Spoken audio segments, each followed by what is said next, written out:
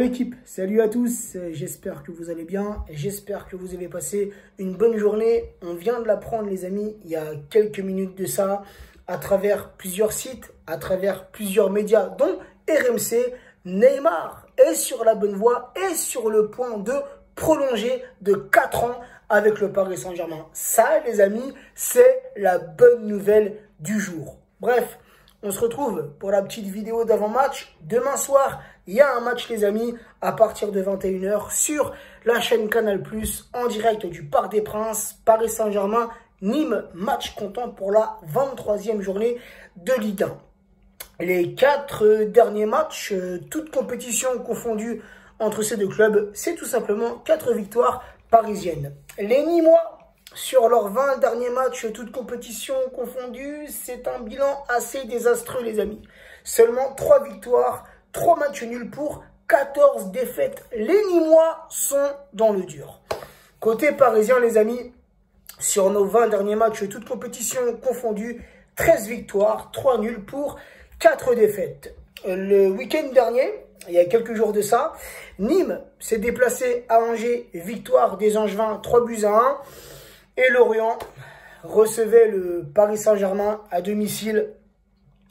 La première défaite de Pochettino, le premier revers de Pochettino sur le banc parisien. Les Lorientais se sont imposés 3-2.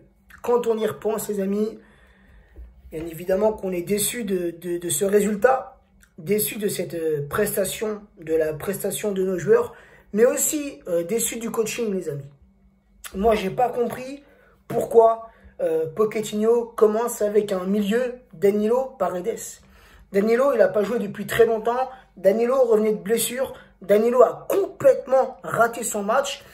Moi, j'aurais préféré que Pochettino démarre avec un milieu, puisqu'on était dans un 4-2-3-1, un milieu à deux milieux récupérateurs, Paredes, Idrissa Gueye. J'aurais préféré, tu vois.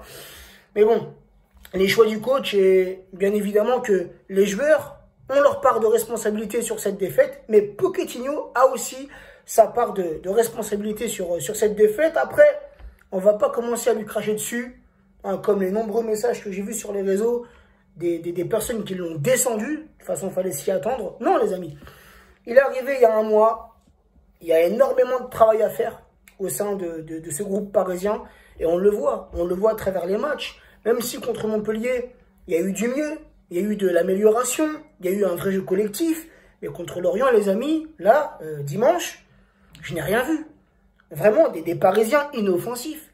Des Parisiens sans réaction, qui n'ont pas su tenir le score. Alors si, il y a eu de la réaction, puisque les Lorientais ouvrent le score. Ensuite, on égalise sur un penalty tiré par Neymar.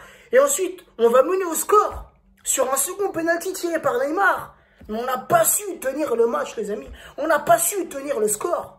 On se fait égaliser et à la fin, on se fait prendre bêtement en contre. Donc vraiment, beaucoup de choses à revoir. Très peu de jeux vers l'avant. Très peu de jeux vers l'avant contre Lorient. Très peu d'occasions offensives. Icardi n'a presque touché aucun ballon. La seule action que j'ai d'Icardi, c'est la tête plongeante. Sinon, j'en cherche une autre, j'en trouve pas. Donc non, faut que nos joueurs se reprennent. Faut que nos joueurs se concentrent.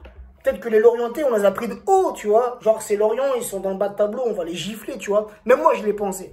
Honnêtement, moi, je l'ai pensé. Tout comme là, je le pense contre les Nîmois. Au Parc des Princes, je sens qu'on va les gifler, tu vois. Mais, restons prudents.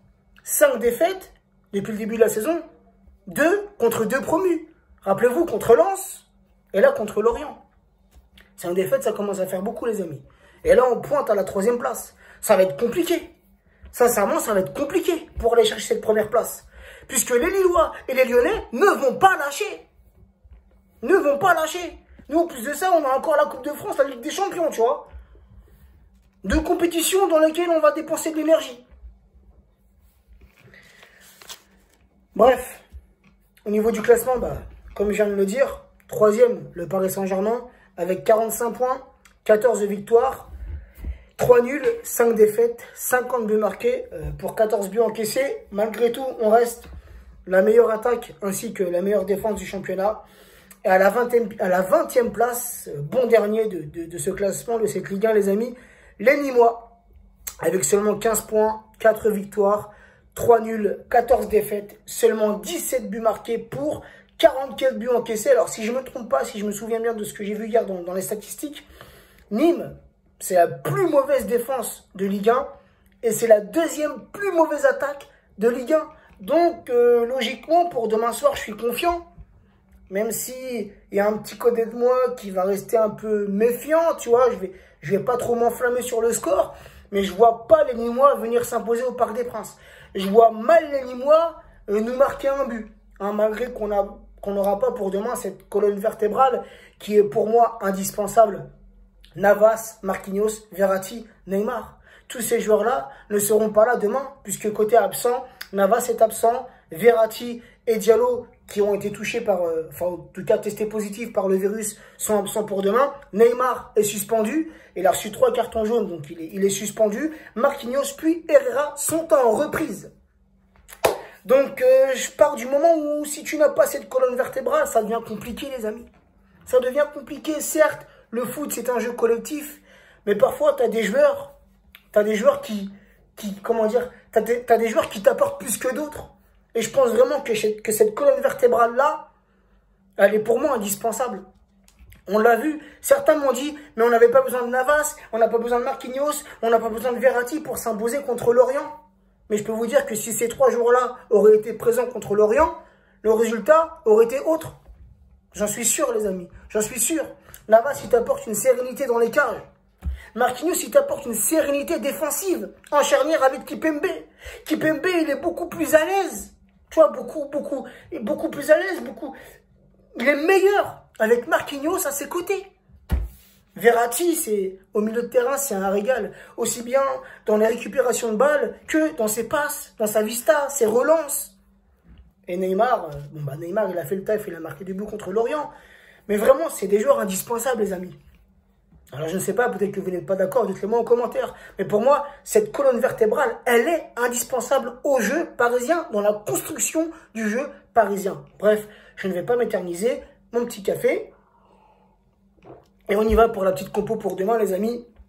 Donc, partons dans un 4-2-3-1, tout comme contre Lorient, avec Rico dans les cages parisiennes, Florenzi, latéral droit, Kurzawa, latéral gauche. La charnière, on n'a pas le choix. Kimpembe associé à Kerrer. Toi, Kerrer, c'est un joueur. On n'a rien fait pendant ce mercato hivernal. On n'a rien acheté. On a juste Fadiga, le jeune Fadiga, Titi parisien, qui est parti en prêt au Stade Brestois, prêt avec option d'achat, les amis, jusqu'au 30 juin 2021. Sinon, pas de vente, pas de recrutement.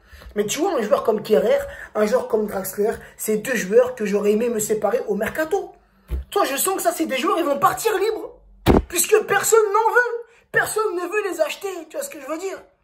Donc oui, Leonardo, comment dire, pour les achats, il sait y faire.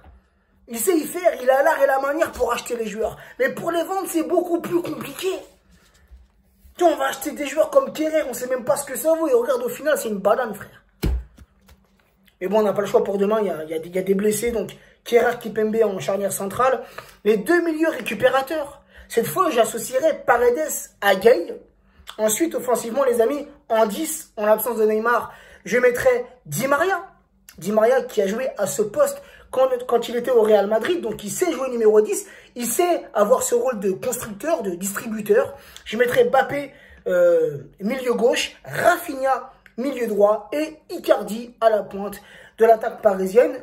N'hésitez pas en commentaire, les amis, à me donner votre compo et votre prono. Pour moi, les amis, le petit prono, 3-0 pour nos Parisiens. Sur ce, les amis, prenez soin de vous, prenez soin des vôtres et à demain pour le petit débrief.